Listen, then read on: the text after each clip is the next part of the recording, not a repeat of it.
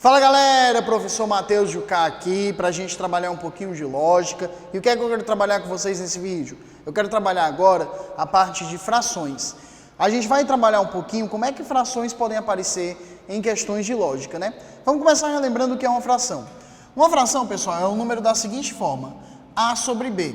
O que é que tem que acontecer aqui? A e B são dois números naturais, né? Então, dois números que são 1, 2, 3, 0, números utilizados para fazer contagem, só que o B não pode ser zero. Isso aqui é uma informação importante, o B não pode ser zero. Por quê? Porque a fração ela vai representar uma divisão. O resultado seria a divisão de A dividido por B. E aí a gente não pode fazer divisão por zero. Então a única condição que a gente tem que ter aqui é que esse B seja diferente de zero.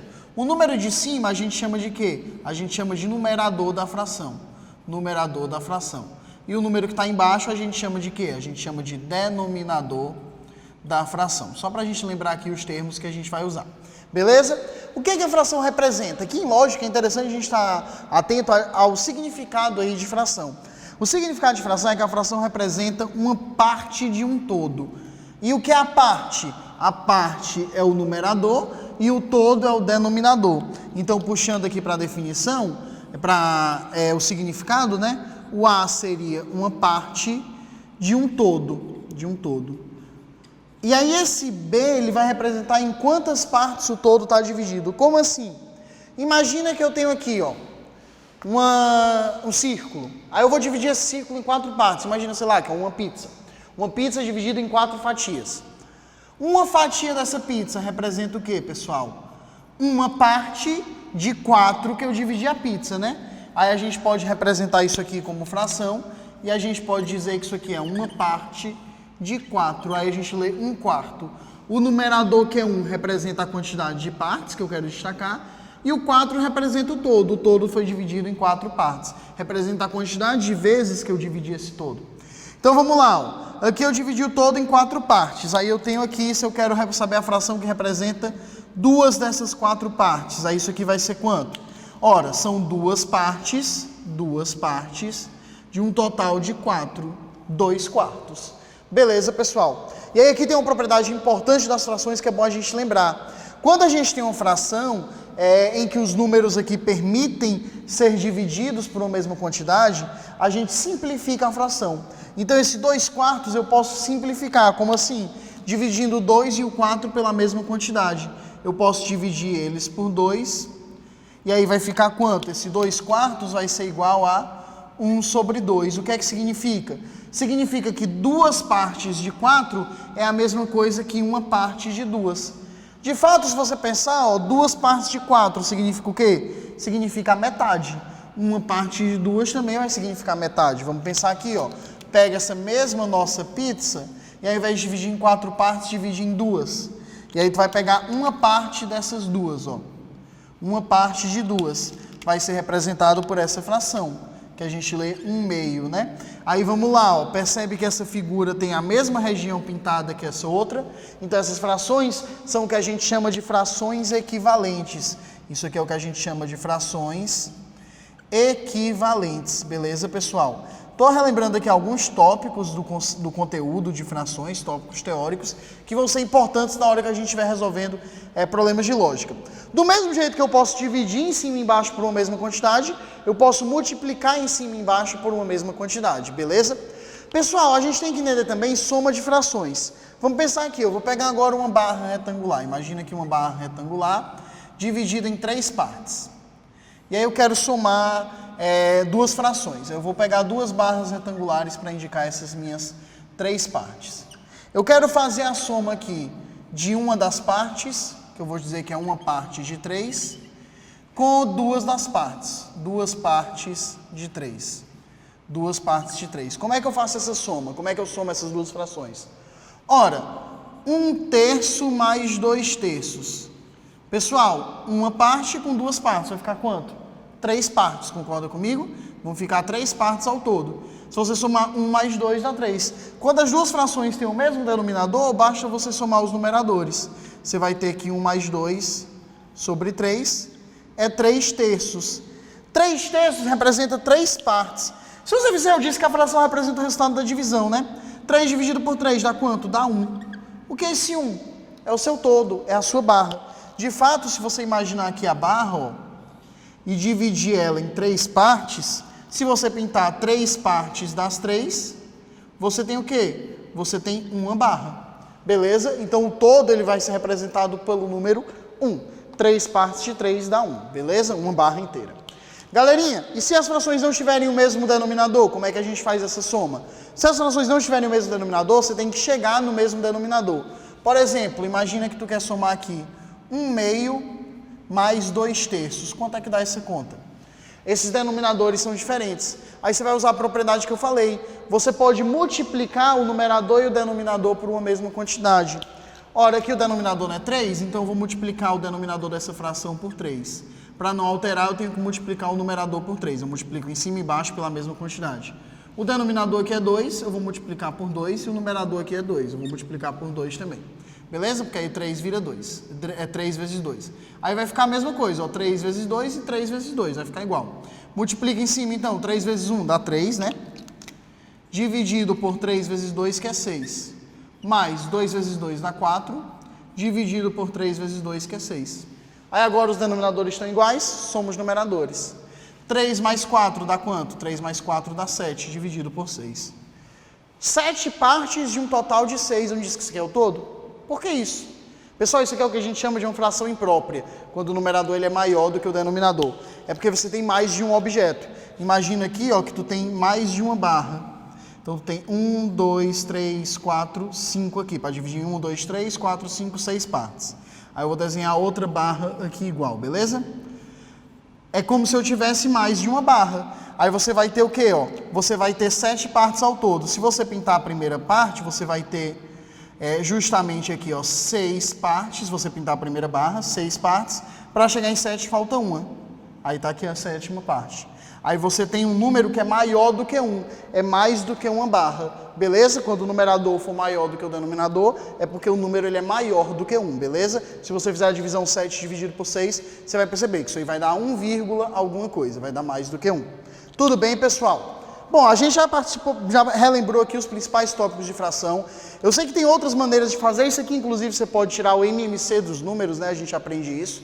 Mas a gente está querendo trabalhar lógica, a gente não está querendo trabalhar a matemática em si, as frações em si. E aí, para trabalhar lógica, eu estou querendo trazer algumas ideias diferentes na cabeça de vocês. Por isso que eu estou fazendo uma abordagem um pouco mais diferente.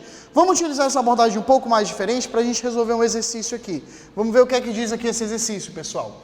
Um pai divide uma barra de ouro entre 3 filhas. A primeira ganha 1/5 da barra, a segunda 1/4 e a terceira 110 gramas. Qual é, em gramas, o peso da barra?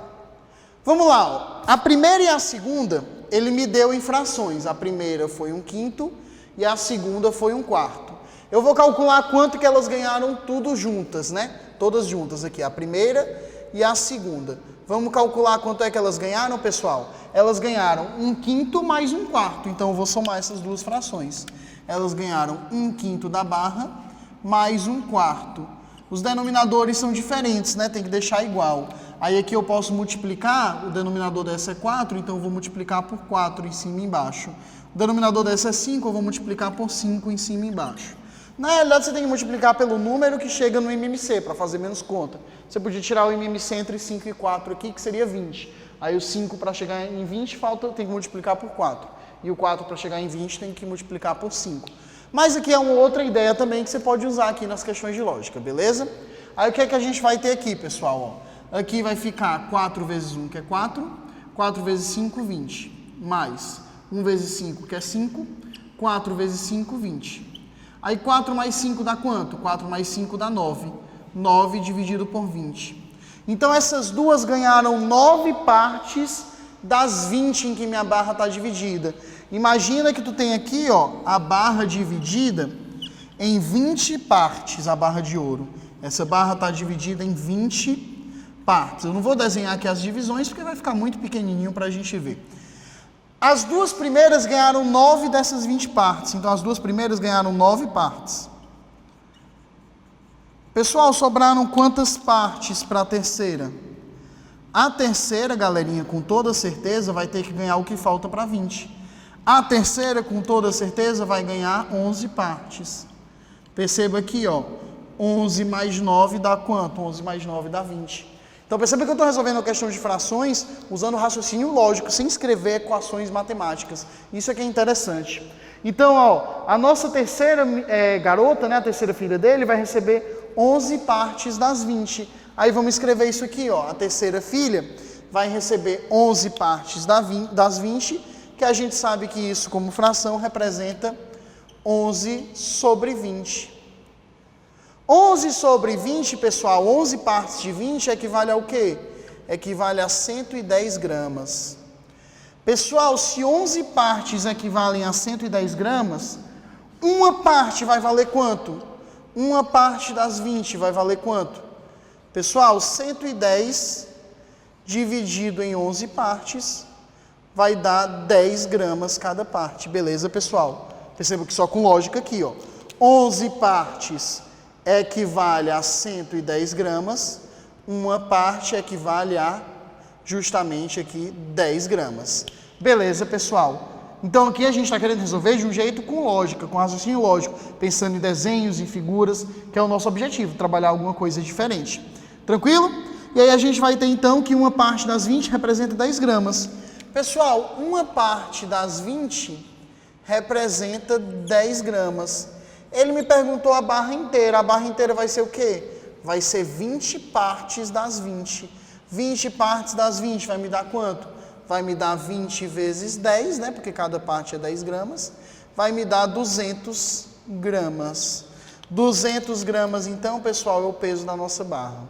Beleza? Perceba que eu não fiz nenhuma equação aqui, não fiz nenhum procedimento de cálculo muito longo, eu fui só usando raciocínio lógico, em cima da interpretação do conceito de fração, para a gente conseguir resolver o nosso problema.